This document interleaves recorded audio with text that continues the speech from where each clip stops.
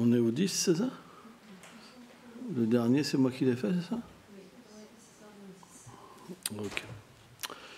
Donc nous allons continuer la lecture du Srimad Bhagavatam, troisième chant, troisième chapitre, verset 10. Om Namo Bhagavate Vasudevaya.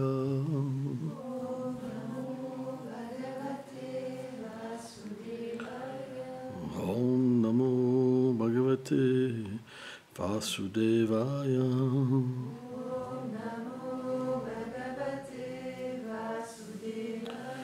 Om Namo Bhagavate Vasudevaya.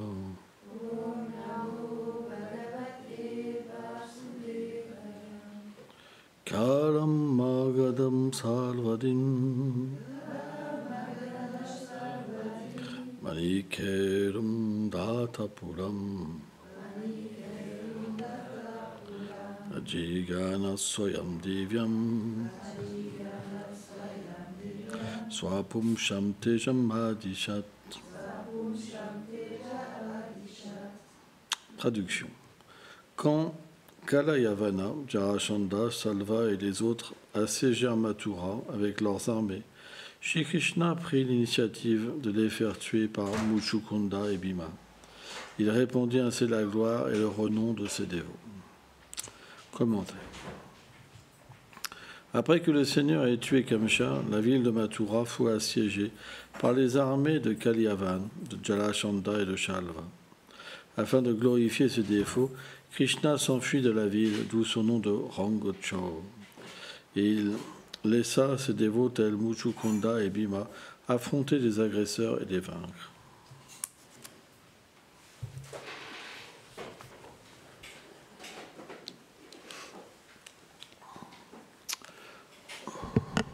Omagana Timirandasya Kanam Jalam Salakaya Shakshur Meritam Jena Tasme Shigurave Namah Namam Vishnu Padayam Krishna Prestaya Bhutale Srimate Bhakti Vedanta Swami Niti Namine Namaste Sarasvati Devim Kolavani Pracharine Nirveshesha Sunyavari Prachatyadishatarine.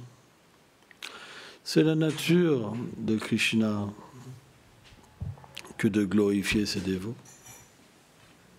C'est pourquoi, parfois, il s'enfuit du champ de bataille. Pourtant, la peur personnifiée s'enfuit devant Krishna. Mais Krishna, il fait parfois les arrangements pour que ses dévots puissent être glorifiés.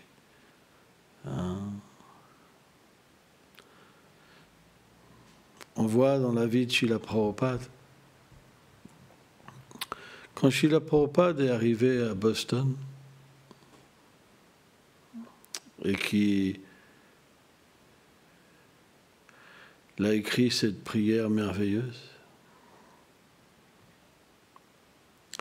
bien que Prabhupada a été envoyé par Krishna et que Krishna avait tout arrangé pour qu'il puisse répandre ses gloires,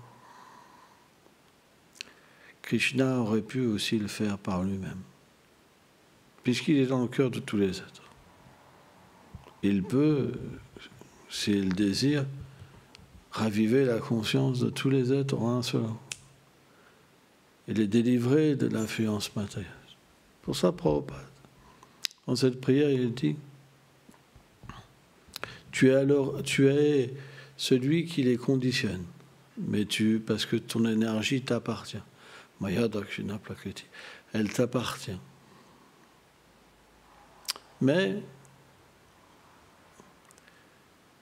tu es aussi celui qui peut les délivrer, puisque c'est par toi qu'ils peuvent être dans l'ignorance, parce que c'est leur désir d'être dans l'ignorance. On ne doit pas penser que Krishna nous plonge dans l'ignorance par méchanceté. C'est nous qui désirons être loin de lui. C'est nous qui désirons être indépendants de lui. C'est nous qui désirons ne pas être dans son royaume. Aujourd'hui, nous sommes dans cette condition. Nous avons notre royaume. Si on regarde dans notre petit appartement, dans notre petite chambre, c'est nous le contrôleur. Et on aime y jouir. On a nos petites activités, nos petites habitudes qui n'ont rien à voir avec notre nature éternelle. Et on se conditionne dedans et on se plaît dedans. Tout le monde est comme ça. Tant qu'on pense « je suis ce corps », ça ne peut pas être autrement. Si je suis ce corps, ça veut dire que je n'ai pas de relation avec le Seigneur suprême, ou à un certain niveau. La plus haute forme de relation, c'est quand on pense « je suis un Vaishnav, un serviteur de Krishna ». Mais c'est imparfait. Parce que dans cette situation, on crée un monde où Krishna a sa place, mais on est prépondérant. On prend la place de Krishna. C'est pour ça que le Seigneur, puisqu'on a ce désir, il nous permet d'être dans cette situation en manifestant une influence particulière sur l'être vivant. Et selon le désir puissant qu'il a de rejeter le Seigneur ou de l'accepter, alors il y a des conditionnements infinis. Mais on est tous conditionnés par notre propre désir. C'est pourquoi, quand vient la fin de notre condition matérielle, le gourou apparaît. Prabhupada apparaît dans notre vie. Et c'est vraiment intéressant, parce que Srila Prabhupada prie pour nous, pour notre délivrance. Et cette prière du pur dévot est très puissante, puisque Krishna comble tous les désirs du pur dévot. On ne peut pas être délivré par nous-mêmes, parce qu'on n'a pas le désir d'être délivré. Quand on ne connaît pas Krishna, quand on ne connaît pas notre nature éternelle, son monde, on prie pourquoi? Pour notre condition. C'est notre condition qui amène la prière, le désir. Lorsqu'on ne connaît rien du Seigneur suprême, on prie simplement pour le bonheur matériel, pour les désirs, pour les objets matériels. On ne peut pas prier pour autre chose. Ou la libération de la souffrance et l'obtention du bonheur. Mais rien de plus. Il n'y a que lorsque on est touché par la grâce d'un pur dévot qu'on se souvient de Krishna et du monde de Krishna et qu'on prie pour réintégrer notre position éternelle. Mais sans ça, ce n'est pas possible. C'est impossible. C'est pour ça que Krishna envoie ses dévots.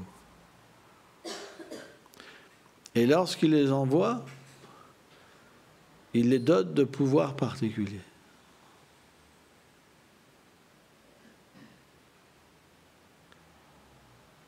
Une fois, Akinsha Krishna Babaji Maharaj, il a rencontré des frères en Dieu à lui.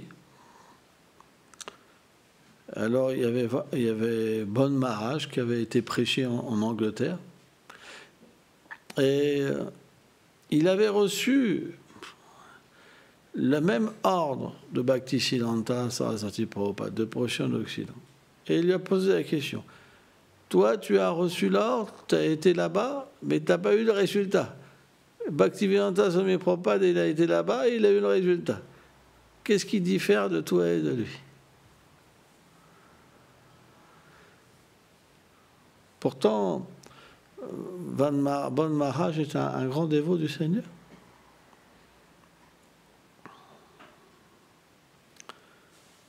Qu'est-ce qu'on peut répondre à ça?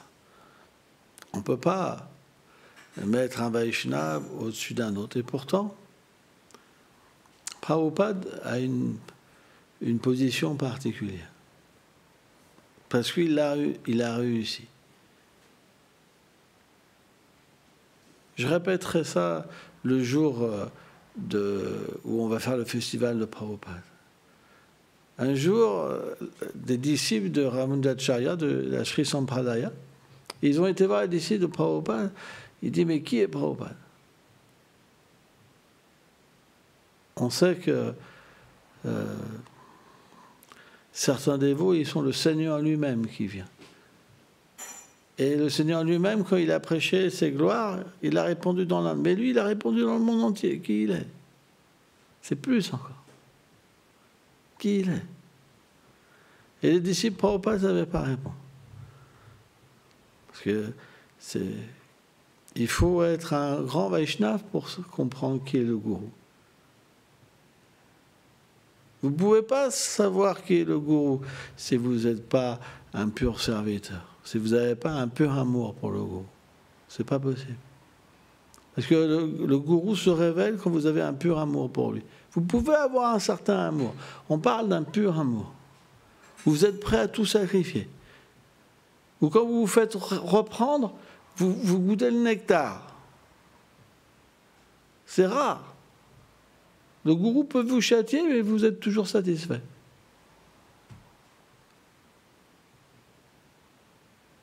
De tels disciples, c'est très rare. Tellement rare. Mais parce qu'il est abandonné, alors il voit la forme du gourou. Et le gourou l'engage dans son service éternel. C'est ça le service au gourou. C'est ça la finalité. C'est pas simplement va nettoyer les pots. Alors bien sûr, c'est au même niveau parce que ça donne un jour d'atteindre cette réalité. Mais en fait, quand l'amour devient pur pour le gourou, alors le disciple, il voit la forme du gourou. Et le gourou l'engage dans le monde transcendantal. Ça, c'est ça le pur amour. Guru Bhakti. Avant, la dévotion n'est pas pure. Vous pouvez pleurer à Gurudev, t'es parti en Australie. C'est bien. Mais il y a un problème encore. Il y a encore un problème. Parce que vous ne voyez pas la forme du maître spirituel. Vous ne savez pas qui c'est. Vous ne pouvez pas répondre. C'est pas possible. Vous ne savez pas. Vous êtes initié par le plus grand Vaishnava, mais vous ne connaissez pas. C'est pas si simple que ça. Celui qui a l'amour, l'abandon pour le maître spirituel, la foi, il voit. Et le gourou, alors il l'engage. C'est comme mystique. D'un seul coup, le disciple, quand il chante ses tours, alors il voit. Il est engagé. Le gourou lui parle. Tu es comme ça, tu es comme si, tu t'appelles comme ça, c'est ta place. Mais ce n'est pas simplement la parole externe. Là, on parle d'une réalisation interne. C'est supérieur. Parce que même si le gourou vous révèle votre swarup, si vous n'avez pas le pur amour pour le gourou, vous ne pouvez pas avoir. Parfois, le gourou peut faire ça. Il a le droit. Mais ça ne vient pas de lui. Ça vient toujours d'un ordre supérieur. Jamais il fait quelque chose par lui-même de ce niveau-là. Mais quand il reçoit l'inspiration sous une extase divine, il peut révéler. Parce qu'il connaît. Il sait qui est qui. Le disciple est dans l'ignorance, mais il sait qui est qui. Il ne sait pas qu'il révèle à tout le monde. C'est une forme de miséricorde spéciale. Mais même si le disciple, il se voit révéler, s'il n'a pas le pur amour pour le gourou, ça ne marche pas. Ça ne se développe pas. Parce qu'il y a le doute encore dans son cœur. Il y a encore les doutes. Il n'a pas la foi. Il voit juste les choses externes. Et il doute. Il voit les fautes même.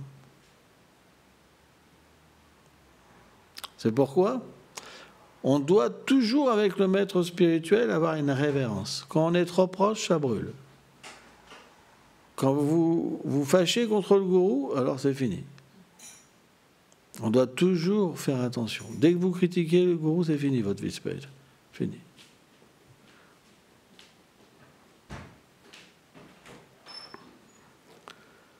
Parce qu'en fait, notre libération de ce monde matériel, elle est uniquement par la grâce d'un Vaishnava. Aucune écriture dit la chose. Krishna, il envoie son dévot. Krishna, il est impartial. Krishna impartial, ni partial, il est voilà donc. Lui réciproque. Même pas il est réciproque simplement. Mais le gourou, le Vaishnav, il a une compassion spéciale. Il peut faire quelque chose que Krishna ne peut pas faire. C'est de libérer le disciple.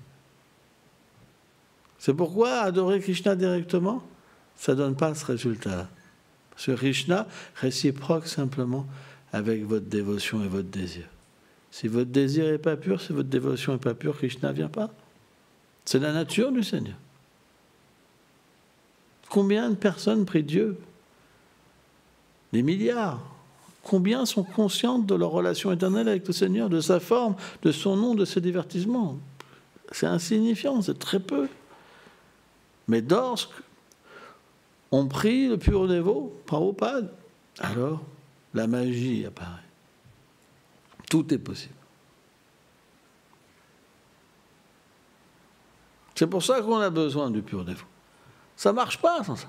Vous pouvez faire ce que vous voulez, ça ne marche pas. Votre cœur ne peut pas se purifier. Vous ne pouvez pas enlever la concupiscence par vous-même. La colère, l'avidité, c'est impossible. Elle peut s'endormir, mais elle peut réapparaître. Combien de yogis sont tombés, qui faisaient des austérités sous l'eau? Et pourtant, c'est revenu les chercher. Parce que par nous-mêmes, on ne peut pas. Tenez-vous bien. Ça, vous allez rester bossu. Tenez-vous bien. Voilà. Quand vous chantez vos dos comme ça, à un moment, le corps, il est difforme. Oh, ouais, ouais. On doit bien se tenir. C'est important. Donc, sans la grâce d'un Vaishnava, on n'obtient rien. C'est pourquoi, quand le moment vient de la délivrance et qu'on est vraiment sincère, alors un Vaishnava vient dans notre cœur. L'amour pour un Vaishnava vient. Sans ça, c'est qu'il y a un problème. Et ce n'est pas un amour matériel. Ce n'est pas un amour corporel. C'est l'amour de l'âme. L'âme exprime son amour. Parce que lorsque la révélation de la forme du Vaishnava se manifeste, alors l'âme peut aimer le gourou purement. Pas avant. Votre relation avec le gourou, si elle est corporelle, elle peut s'arrêter. On a vu ça. Vous pouvez même développer la haine envers un maître spirituel, en pensant qu'il vous a triché. Mais celui qui voit la forme du gourou, alors l'amour devient impur et devient éternel. Parce qu'il voit aussi sa forme. Il est engagé dans son service éternel par le maître spirituel, dans le monde de Krishna. C'est une relation éternelle. Ce n'est plus des sentiments matériels, ce sont des sentiments spirituels. Et alors, à ce moment-là, le gourou, il est toujours présent pour le disciple. Parce qu'il y a l'amour, d'un côté comme de l'autre. Et il est toujours présent. Parce que ça se place sur un plan transcendantal. Matériellement, la relation, elle peut paraître s'arrêter. Parce que Sri Guru revient toujours chercher une personne. Si bien sûr il est très offensant, il devra quelques vies en prendre les conséquences, mais Krishna, sous la forme d'un dévot, reviendra chercher le disciple, une fois qu'il a payé ses offenses. Mais jamais la relation, elle s'arrête. Parce que Guru est éternel. Chez Guru est éternel. Et Krishna est le Guru originel. C'est pour ça que Krishna Kaviraj Goswami dit Krishna apparaît sous la forme du Guru. S'il n'y a pas le Guru, il n'y a pas de miséricorde. Parce que le Guru est la forme de miséricorde de Krishna. Krishna réciproque selon notre dévotion. Mais le gourou, le Vaishnava, est compassionné. Il souffre de voir les entités vivantes dans cette condition. Et il prie Krishna. Oh Krishna, si tu désires, tous peuvent être délivrés. Et c'est mon désir. C'est mon désir. Tout de suite, Krishna accepte. Dès que son dévot demande quelque chose, Krishna accepte. C'est la nature de Krishna. On ne peut pas comprendre ça d'état conditionné. Mais on peut voir, par exemple, dans le livre Brihad Bhagavatamrita, avec l'histoire de Gopakumar, par exemple. Quand Gopakumar réintègre sa réalité, sa rupa. Et comment Krishna, il devient complètement immergé d'amour pour son dévot, il en perd même conscience. Parce qu'il retrouve son serviteur perdu. Et tout le monde à Vraj était dévasté. Tout le monde avait pensé que Krishna était mort. Il pensait que Gopakumar, c'est un envoyé de Kamsa, un magicien venu tuer Krishna. Voilà ce qu'ils ont pensé. Tellement Krishna était en extase. Ils n'avaient jamais vu Krishna comme ça, dans cet état-là. Ils ont pensé, qui est cette personne maléfique? Elle est un envoyé de Kamsa. Tous les habitants de Vraj ont pensé comme ça. Les arbres, les oiseaux, tout le monde était affecté. Tout le monde a perdu sa vie.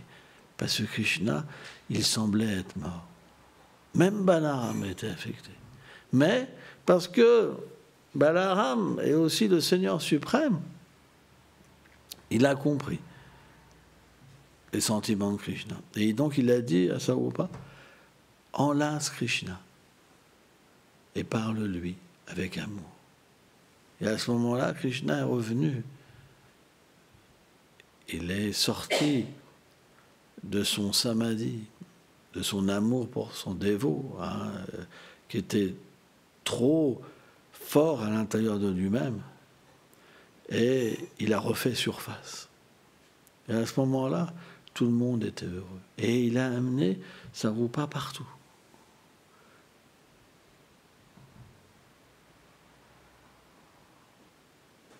Quand Maya Yashoda, elle a vu, et qu'elle a vu que Krishna l'aimait tant, alors elle l'a aimé au même niveau que Krishna. Parce que pour les Vaishnavas, la propriété de Krishna est autant adorable. On appelle ça Tadya.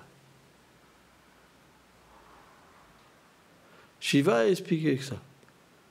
Le plus adorable est Vishnu, mais encore plus adorable est Tadya. Parce que c'est ce qui est de plus cher au Seigneur. Si vous voulez toucher le cœur du Seigneur, il n'y a qu'une manière, c'est d'aimer son dévot. Il n'y a pas d'autre manière. Si vous n'avez pas d'amour pur, vous resterez conditionné. Et cet amour-là, c'est quelque chose qu'on prouve par le service, par l'engagement, par le dévouement. De la même manière, le gourou, il donne tout pour vous, les instructions. À travers le gourou, tout vient. La déité, le temple, les habits. Prabhupada nous a tout donné. Tout se manifeste par la grâce de Prabhupada. Ici, c'est la grâce de Prabhupada. Vous êtes simplement là par la grâce de Prabhupada. Mais, si vous ne méditez pas sur la grâce du Vaishnava, alors vous ne pouvez pas avoir cette réalisation. Vous ne pouvez pas avoir d'amour. Vous êtes dans le lieu sans amour. Vous ne voulez pas payer votre dette. Vous êtes des kripanas, des avares, juste pour vous, sans payer votre dette. Le bon prachat, la petite vie, la petite chambre, le petit service pour être bien dans ce monde, mais il n'y a rien. Juste de l'égoïsme. Où est Prabhupada? Où il est, Prabhupada? Où il est dans votre cœur, Prabhupada? Est-ce que vous avez pensé à ça? C'est pour ça que l'amour ne vient pas. C'est pour ça que la connexion n'est pas là. Qu'est-ce que vous pensez? Vous avez déjà pensé à ça? Qui vous a tout donné?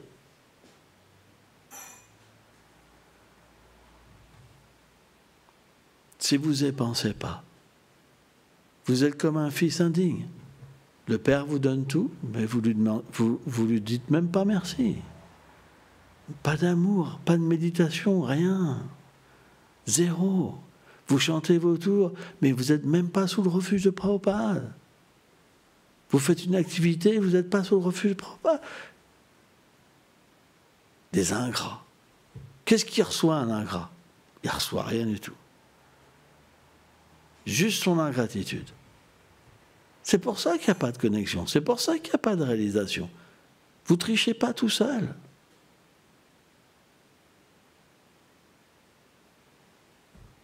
Ça ne marche pas. Ça ne marche pas. Et même après avoir écouté, il continue. Vie après vie. Vie après vie. Tellement de fierté. Ça se fait des tatouages dévotionnels comme ça, c'est même pas capable d'avoir ces sentiments-là. Ça sert à quoi? C'est juste externe. Dans le cœur, qu'est-ce qu'il y a? Aucune reconnaissance. Rien. Vous pensez quoi? C'est indu. Et même parfois, il y en a, ils veulent même récupérer ce qu'ils ont fait. Tellement d'ingratitude. C'est pourquoi ça ne marche pas. Vous n'avez jamais pensé pourquoi ça ne marche pas? Pourquoi il y en a qui reçoivent et il y en a qui ne reçoivent pas? Jamais. Vous avez essayé de voir votre problème? Il faut humilité. Je descends moi-même. Je prie. Si on prie sincèrement le pur dévot, alors notre problème est révélé. C'est pas facile de se remettre en cause, de voir notre déchéance et notre problème. C'est pas facile, mais ça donne des fruits. Parce qu'on dépend, parce qu'on commence à voir, on commence à ressentir. Et quand on ressent et on voit, qu'est-ce qu'on fait? Alors on ressent à quel point on nous aime, à quel point Prabhupada est miséricordieux. C'est une expérience. Et on commence à aimer. Et on devient heureux d'être plus petit. On devient heureux d'être abandonné à une personne si merveilleuse. C'est ça l'amour. L'amour pur, ça veut dire on est relié à quelque chose de pur, de grand, de merveilleux, qui a des qualités infinies. On n'est pas relié à un crapaud ou je ne sais pas quoi, à un serpent. On a peur d'être piqué tout le temps. Non, il y a une véritable libération de la peur. Il y a l'expérience. Ouh, c'est spécial. Et après, il y a le pleur. J'en veux, je veux. Sois miséricordieux, Gurudev. Sois miséricordieux, Prabhupada. C'est ça que je veux. Gurudev, Gurudev. Et on pleure après. C'est comme ça qu'on chante. Vous voulez chanter comment? Ça ne marche pas. Les tours sont finis, il n'y a rien qui s'est passé. Et le lendemain, ça devient dur de chanter. De plus en plus dur de chanter. Les désirs viennent. Oh là là là là, oh, pitié, j'ai tellement de désirs. Non.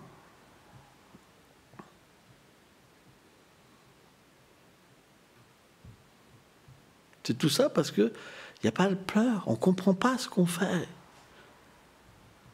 On ne comprend pas. Mais il faut écouter. La solution, elle est là. Il faut comprendre qui nous a sauvés. C'est important. Et pas simplement le comprendre, le ressentir. Ressentir cette dette. On doit cultiver l'amour. Et l'amour, déjà, c'est pour la personne qui vous a sauvé. Et tout le reste sera obtenu. Quand vous obtenez l'amour du Vaishnava, vous recevez tout. C'est le seul moyen d'y arriver. Jai.